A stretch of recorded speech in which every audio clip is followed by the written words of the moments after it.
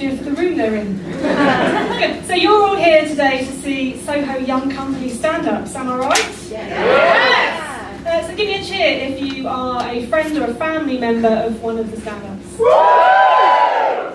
Give me a cheer if you don't know anyone that you're going to see today. Really? Interesting. Easter weekend, nothing else to do. Lovely. I happen to know that we have Elizabeth Taylor in the audience tonight. Well, Jacqueline Elizabeth Taylor. Where's Jacqueline? Give us a shout. Hi! Elizabeth Taylor, everybody! Okay, so over the course of the last 10 weeks, we've all been meeting down here, and the people you're about to see have been writing stand-up, which they're going to show you today. Now, some of them, at the beginning of the course, had already got some stand-up experience. Some of them are already gigging and doing open spot circuits, that sort of stuff. Some of them have literally never stepped foot on stage. So they're going to be shitting themselves. I have promised them throughout the course that you are going to be a lovely, welcoming, warm audience. You're all going to face the right way, and you're going to clap and cheer and laugh at their jokes, right? Oh, you sound warm and ready to go. No, you don't. You sound lackluster, to be honest. So let's do some practice. I know it's a bit rubbish, isn't it? But everyone does it. Let's do some practice clapping.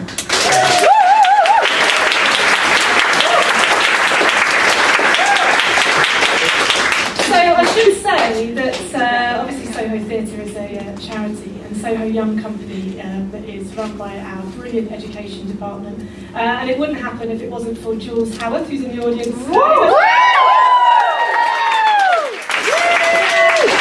And I should also say Ed, our technician, is back there. You can give him the stage goes dark, or you can't hear people, all that sort of stuff. And then we've got Tilly and Catherine and Jim, our front of house ushers. So let's give them a applause.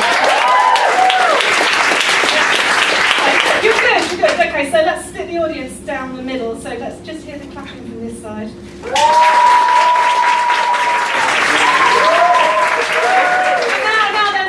Side.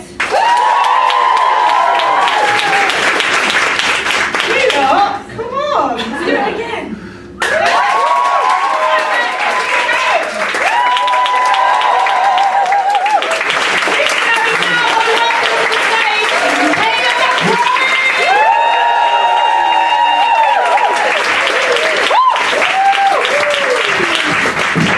Hello, so I'm a trans woman, which is not, as someone recently misheard, a trains woman. Though to be fair, I don't like to move in adverse weather, and I'm never there when people need me either, so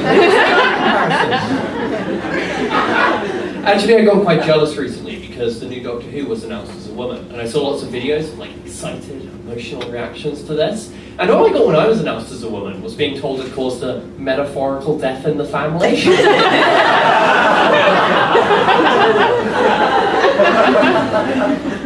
I got fired from my last job. It was really just a big clash of culture, like just a lot of differences, you know. Like they had really big demands on everybody who worked there. Like they expected it the first thing in the morning, show up to work, and then I didn't do that. We didn't vibe as people, you know. So I'm now unemployed, which is fine. It's like the one positive I found of being unemployed, the best thing, is that it gives you a real sense of purpose, because you get to know that everything you're doing that's not like starving to death is pissing the Daily Mail off. It's great, honestly. I think the main reason I drink is to see if I can bait a headline out of them, like, gender switch benefits scoundrel wastes taxpayers' money on overpriced London cider.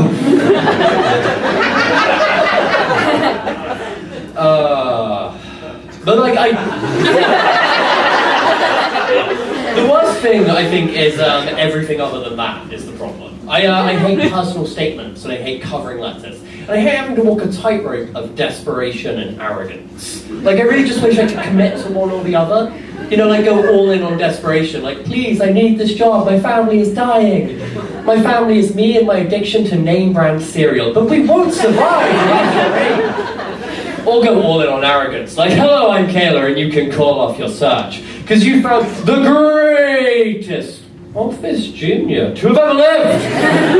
Would that work on anyone? Has that worked on anyone? Because if you employ people, I am willing to give my email address out after this. I need a job. I need a job. It's not a joke, it's just my life. No, but I did manage to actually get a job recently, but it lasted for a single day. Honestly, I had a job for a single day in a Catholic school. I don't know why it didn't work out, honestly. I think, personally, I am a great fit to be working in a Catholic boys' school. I showed up and they were like, for this trial day, like, oh, you know, we've got lots of high expectations on the boys. And, you know, I'm like, okay, I can help them meet these expectations. I'm high all the time. Calm around.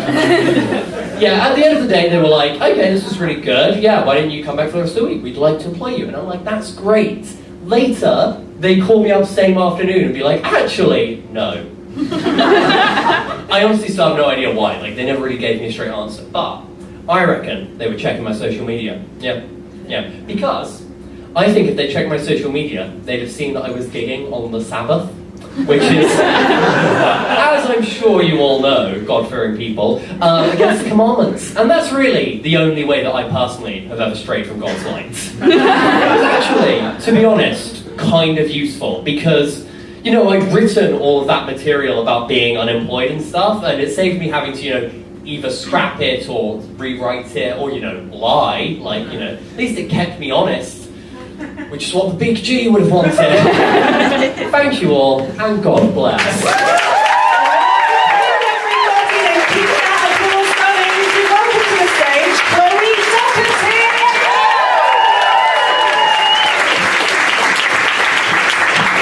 Does anybody here have a favourite kitchen utensil? Spatula. Spatula. Great, okay. Now, mine's a knife, but my housemate used to use wooden spoons and spatulas to spank his girlfriend with until they'd snap in half, and then he'd put the good bit back in the drawer so he can use it for pasta. But knives are excellent at chopping things. And they have their own day, actually, Knife Day, August 24th, which is sort of like Valentine's Day, but for you and your knife. So you take your knife out for a fancy dinner, bite something nice, and then you go home for a long, steamy night of chopping your favourite veg. I think I get it from my dad. My dad was a chef. I say was, not because he's dead, but because he's in prison. He held up a bank with his kitchen knives and he cut a man's face off, just sort of peeled it off like a little potato, or rather a really large human face-sized potato. I met him once. He gave me a bottle of water and a crucifix. So it wasn't impromptu baptism or anything like that, but I was just really thirsty. He's very thoughtful. I read about mugging and stabbing somebody, but then later returning to give them their phone so that they could call an ambulance. Because he's a thoughtful guy. Yeah. He doesn't have a lot, but he does have a cracking mug shot. It's more of a headshot, actually. And it's how I learned to take a good headshot from my dad's mug shots. Sort of like Jeremy Meeks, looks a bit like him. Do you all know Jeremy Meeks? Yeah. No, for those of you that don't know, he got a modelling contract from his mugshot. So I can't help but wonder where my dad would be had he gone viral in '95. Probably still in prison.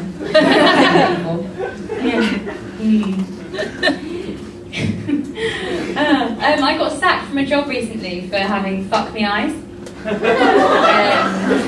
My dad has the same, except he gives people fuck you up and cut your face off in your sleep eyes. He had me on Facebook recently, so prison systems are on the up. It's a lot of lol, still in prison status, it isn't up the IRA. He is a true Celtic at heart. He occasionally posts a video of a little girl doing a jig to Ed Sheeran. The best part about that is he @s in Ed Sheeran, so tags him in, as if he's going to reply. Ed might say, oh mate, I love your post, I've actually rewritten a song in honour of you. And it goes, I'm in love with the face of you. I'll cut it off like I'm known to do. No need to be scared of going, even though they're saying the the tree. Keep clapping for Sally Patrick! Hello, I'm a CSB. I'm an out-and-out CSB. I'm also a head cheerleader at CSB High School. That last one's a lie, but I am co-owner of CSB Management Limited Sons and Daughters. CSB, condom split baby, for all those unfamiliar with the acronym. A little bit about me. Got 2 older brothers. They're not that much older, but there's a big enough age gap that as a child I asked my mum why my parents waited so long to have me, and she said that the condom split. Straight up. And that I was her little miracle. That makes me think of 2 things. That either my parents were having very vigorous sex when I was conceived, or my dad's got a really big dick. Now we're all thinking about my dad's dick. So am I.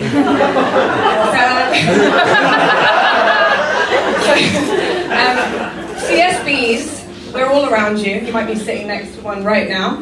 We have a lot in common. We all go a little tiny, weeny, little bit insane when people talk really loudly on their phones on public transport, or when people don't squeeze out sponges after they've done the washing up because they get really smelly, and when people aren't straight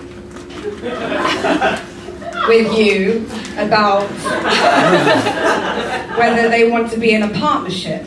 Because all CSBs believe that sexual penetration will ultimately lead to a fully fledged relationship. CSBs don't understand this concept we have now called seeing each other. What does that mean?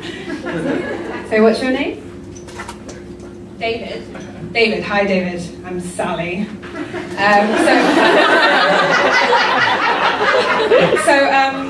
If I'm looking at you, David, does that mean that we're seeing each other? And if I, no? Okay. And if I touch you, does that mean we're in the see and touch phase? I mean, what's next? Scratch and sniff. How long do we need to be seeing each other, David, before we start calling this a relationship? And David, if you're seeing me, are you also seeing other people? Let's say you're seeing someone for a period of time. Let's say, I don't know, let's say there are 7 days in the week. And out of those 7, you see said sexual partner in a seeing stage 5 days out of the 7. That's 71.42% of your week. And that's a lot of percent after 5 months when you say David. And I'm not saying I want a fucking rule book, because I think having a friendship develop into a relationship is one of the most magical moments in life. It's exciting and infuriating all at the same time, like Donald Trump's hair. I'm just saying I need some clarity. So, David, we're in a relationship. Let's not beat around the bush. I don't want to make the same mistake my parents made. Fuck the condom, we're having this baby. I'll meet you backstage in 5 minutes. So what to say, if any of you would like to sign up to CSB Weekly, I'll be outside with the clipboard. The first 10 get a free totty bag. Thank you very much. Sally, everybody. The next act has just one name. That's all this act needs. Welcome to the stage, Apu!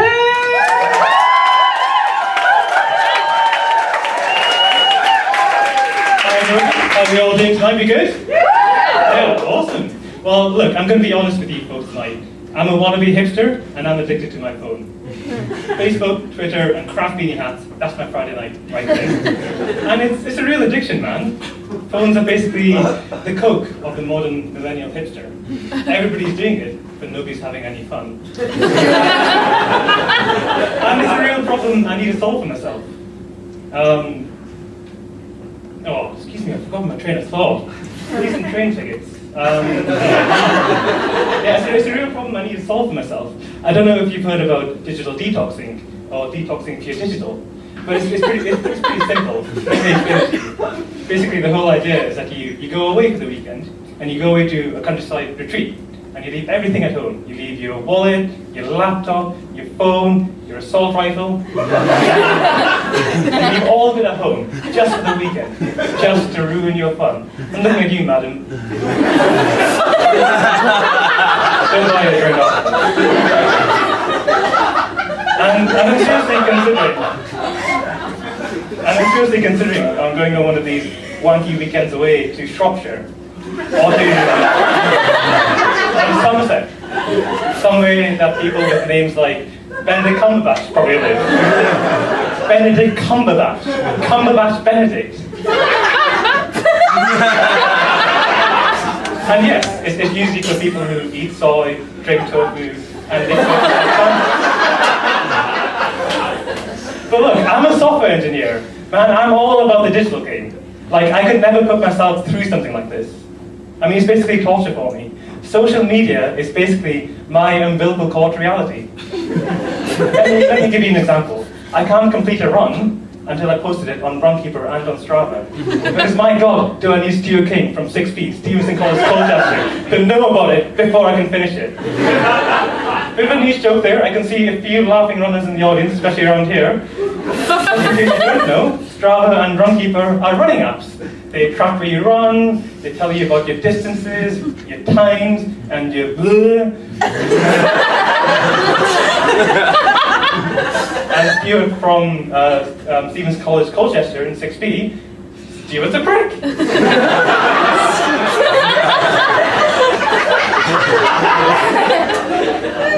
And if I'm walking along the street and I see some moodily lit graffiti with some vague, non-committal political statement on the wall, my God, doesn't need to be an insert. Happiness comes from within, not from without. Damn, it looks cool, but I don't even know what it means. And man, it's insidious. It gets even worse. I twat. Yes, that's the verb to tweet.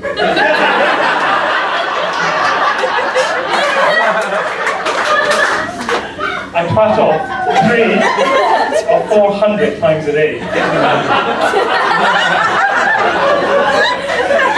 I can't even begin to tell you how it's affected my life. I just feel exhausted all the time, you know? And you know, folks, if I'm going to be honest with you all that I really want is to be loved.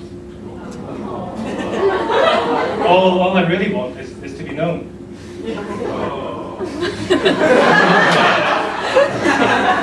All I really want is to be a real boy. Like Pinocchio. But the problem is, every time I lie, instead of punishing me, Facebook just congratulates me. Hey, Apu, remember back to last year when you had a life and real friends? And these mindful, matcha latte-sipping morons, they think that they can go away for the weekend and suddenly, by the end of it, have it all figured out. I mean, how will they ever know if somebody likes them or not? I mean, if only there was an app that could tell them. Thank you very much.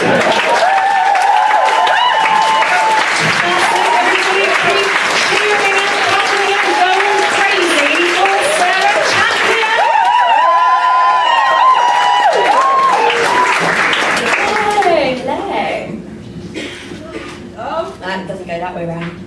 Any cat callers in?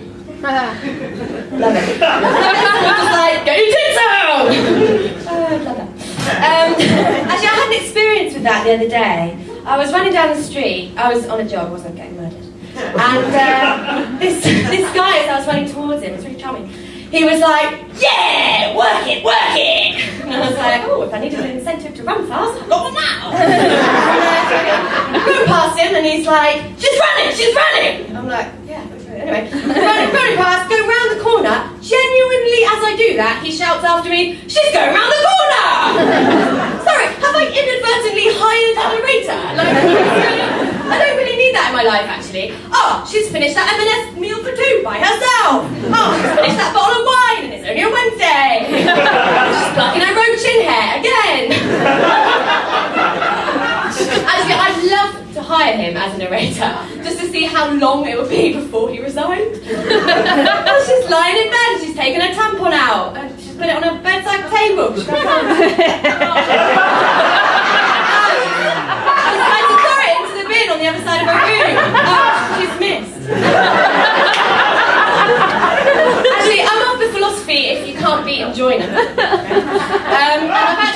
enrolled myself onto a course, catcalling course, self-taught. And I've been practicing, but I've not actually had anyone to practice on. So if you guys are here and, you know, sort of workshopping out, yeah? So I just need 3 volunteers, actually. I promise you, it's not going to be embarrassing. You just need to go from here and walk to the other side of the stage and back. 3 volunteers, please. Please, please. Hands up, and then come and stand here. Yes, thank you! Come and stand here.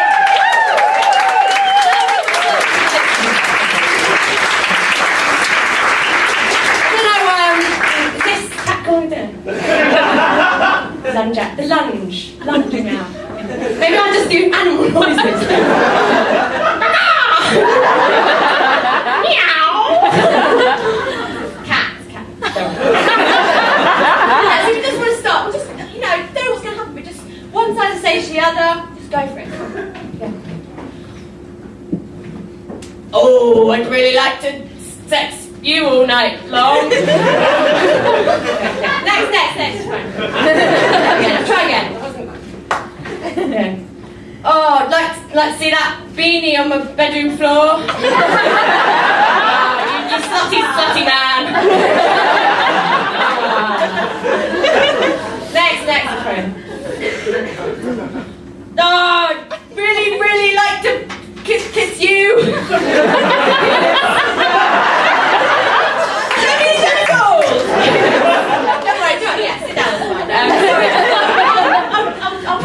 I'll practice more. Yeah, actually it's quite serious, guys. So I recently found out that catcalling is now officially a dying art form, okay? So I will be going around the bucket at the end, okay? Just no donation is too small, okay? And I'll keep practicing. Thank you very much.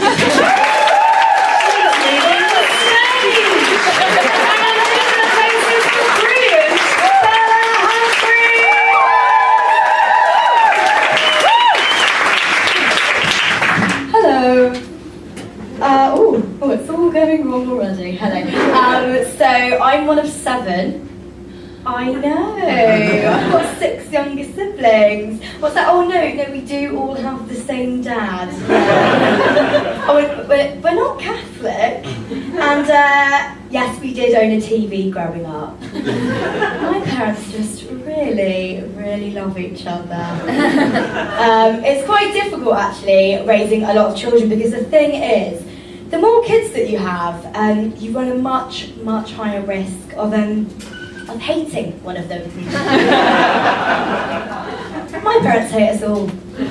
Yeah, it's very exciting having a lot of siblings, and my mum actually did it very quickly. There's only a 13-year age gap between me, the oldest, and my youngest sister, Martha. So that means, on average, my mum was pushing out a tiny human every 677 days for just over a decade. It's impressive, isn't it? By number 4, it's just like a conveyor belt down there. They're like walking out fully formed. I mean, I've not had a baby, but I do know they do come out in one piece, I think. They're not from IKEA. I don't know, I'm not an expert. As I said, yeah, it's very exciting having a lot of siblings. But the thing is, thanks to my mum's over-ambitious womb, we were pretty infamous at primary school. Like, you know, as another one would come in, they're like, oh, it's another Humphreys. You know that family that's got the 7 kids? So we were kind of like the Weasleys of my primary school.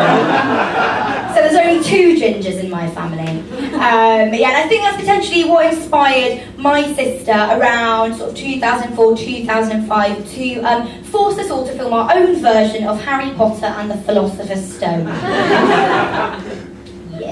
And we didn't really want to, but she just knocked the second one down, and the self-proclaimed boss of the family, she was very scary. And so none of us wanted to deal with her wrath, so we just said yes.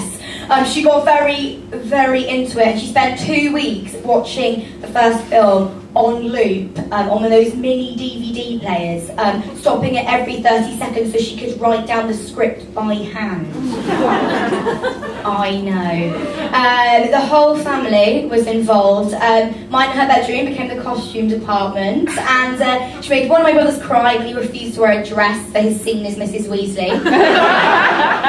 I mean, she made all of us cry, to be honest, but my parents were also quite scared of her, so they just left her to it. Yeah, which is a worry now. Yeah, so somewhere at my parents' house now, they have got a very, very shakily filmed VHS amongst all the baby videos, which includes loads of kids running around pretending to be wizards. One of them's got a beard made out of baby wipes, and a beagle dressed up as an owl. I would say my parents absolutely nailed parenting, to be honest. They worked out very, very quickly. If you have enough kids, eventually they will just entertain themselves and they will leave you alone. You've been great. Thank you so much.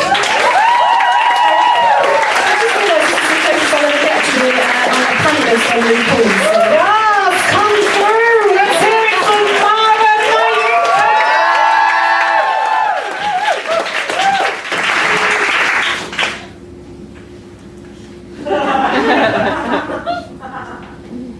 I'm German. I'm sorry. I have a thing for Jewish guys. The two might or might not be connected. I'm gonna say they are because of guilt. You know, that warm, fuzzy feeling that you get in your stomach that makes you feel at home. Yeah, no, it's not acid reflux, that's guilt. See, in Germany, you feel guilty for existing. Not you, just me, because I'm German. Now I'm in post-Brexit England. I once again feel guilty for existing, which makes me feel at home. Bitches, you're never getting rid of me. But yeah, no, I've had a good year. This year introduced me to Jewish men. I was previously familiar with Jewish women, Jewish mothers, and Jewish children. In my opinion, Jewish women, sass, style, and class. What more do you want? I mean, also a very complicated, rich history. But we're not going to talk about that because that's not funny, yeah? Jewish mothers, they make the best comfort food. They have to. They're the ones making you feel guilty. Jewish children. I only really know about Jewish boys and the fact that at certain ages you might find them in the same room as scissors and scalpels. But I didn't want to upset anyone and make my set gender specific or connected to the patriarchy because, see, comedy is not known for upsetting people. Everyone should be really, really happy at all times. So I'm happy. I'm really happy I didn't put that in my set. But yeah, so this year introduced me to Jewish men. My current boyfriend, Simon Greenberg from North London. Anyone know him? Okay, good. I can speak my mind. But yeah, no, he's Jewish, if anyone guessed. And basically, he's wonderful. He's got long blonde hair, startling blue eyes, you know, like a real Aryan. Not like me. But yeah, on our first date, I was incredibly nervous. I was shaking. One might think, you know, it's because I'm a girl and he's a boy. No, the whole Jewish German thing really kills the vibe on the first date. But yeah, no, on the first date, I was shaking so strong. I'm a smoker, so I was like, I'll have a cigarette to calm down. But then I power smoked because Germans never do anything halfway.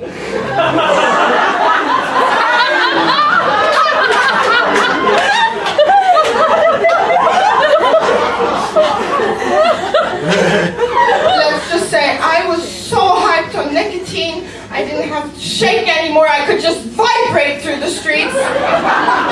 Which really is more more of a second date thing. But yeah, so beside the shaking, I get really shy and timid when I'm nervous. And basically after an hour, which probably was more like 7 minutes, of silence on my side, he looks at me and goes, Mara, so if this doesn't work out, are you going to send me to concentration camp? And I kind of went, oh my God, he's funny as well.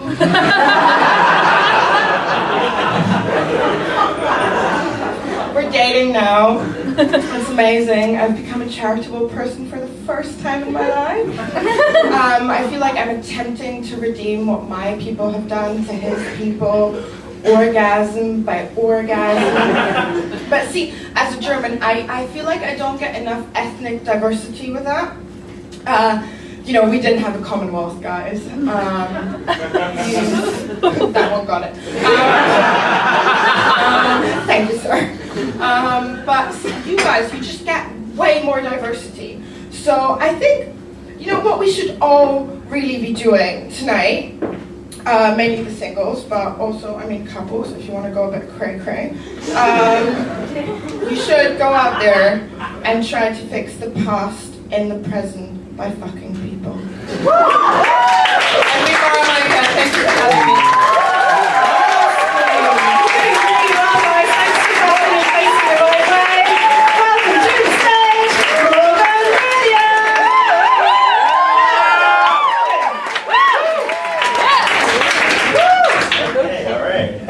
Cool. This is my first time doing it. I'm imagining you all naked. Not the woman, not that I'm not. Sorry. I'm new. I'm going to be doing a little comedy exercise. I want you all to count to 60, and I'm going to try and make you laugh before you hit 60. Okay? I'm going to try it. So yeah, that sounds like a great idea, or that's something you could say to me just to help me out a bit. Okay, no. And, so, I just want to focus. Don't stop counting. Whatever you do, don't stop. Don't listen to me. Just don't stop. All right. So can we start the count now, please? 1. Okay. Wait. Sorry. Stop the clock. Stop the clock. No. Stop. I'm going to be doing the most primal form of comedy, ventriloquism, and yeah, that's really cool. I study biochemical engineering at university right now, and what I realized is I really love ventriloquism. I think that's my passion, and this is him. I don't think he doesn't have a name. I don't think you should humanize inanimate objects, and you certainly shouldn't fall in love with them.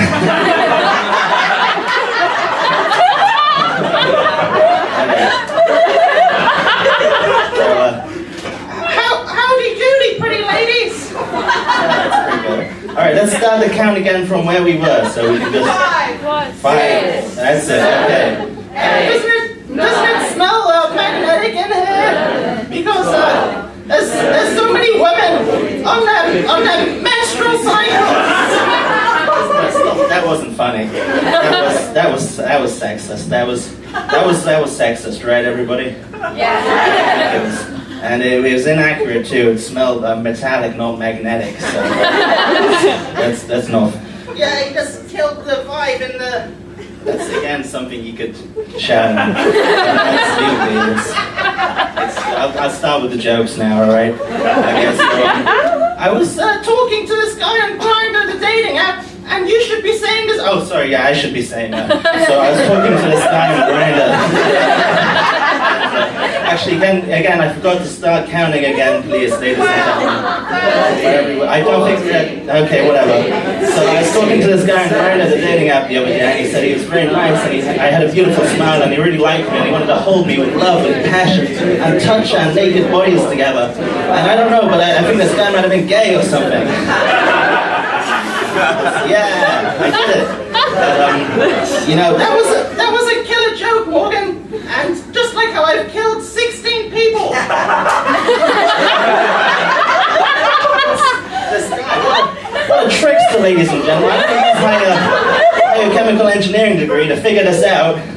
This is him now, not me. I'm not doing this. he smells magnetic too. That's crazy. So, I got the count. That was, you guys count? Yeah. I beat the count.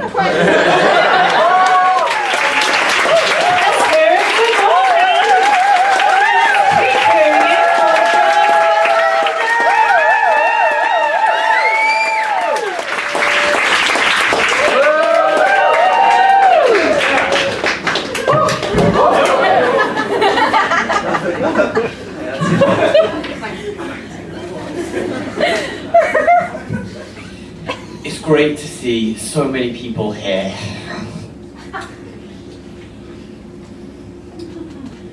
Mark Melander was the best dad a boy could ask for. What is there to say about Dad that wasn't already said in the inquiry? On his deathbed, he demanded that I perform the song that played during Mum and Dad's first dance at their wedding. Ah! Ah! Ah! Old people music, eh? So mainstream. Some of Dad's, well, you know, then again, a banger is a banger. Ah! Some of Dad's achievements in life include me,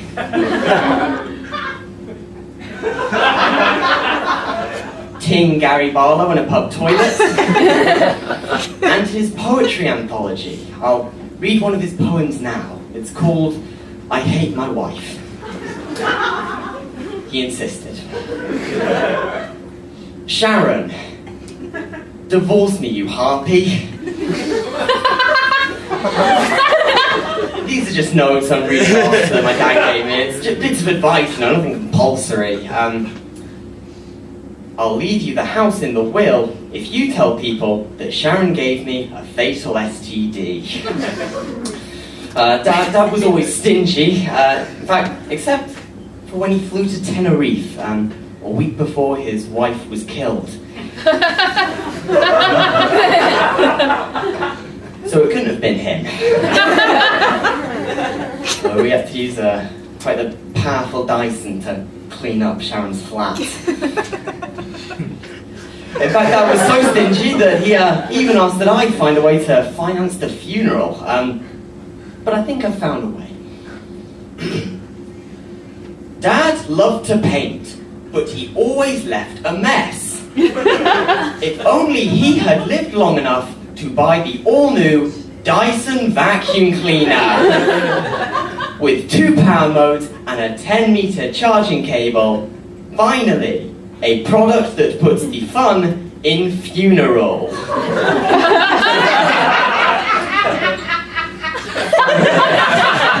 Dad wanted me to read you the poem This Is Just to Say by William Carlos Williams.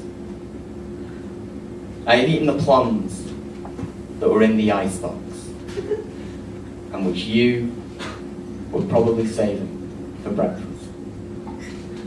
Forgive me, they were delicious, so sweet and so cold. And while we're talking about sweet, how sweet are the 2-for-1 sales on the website? With savings like those, you can eat as many plums as that drugged up hippie William Carlos Williams wants you to. Ladies and gentlemen, that's me. Thank you. Thanks everybody. That will be now a short 15-minute break for Joe to dance on the stage. See you back here just after that.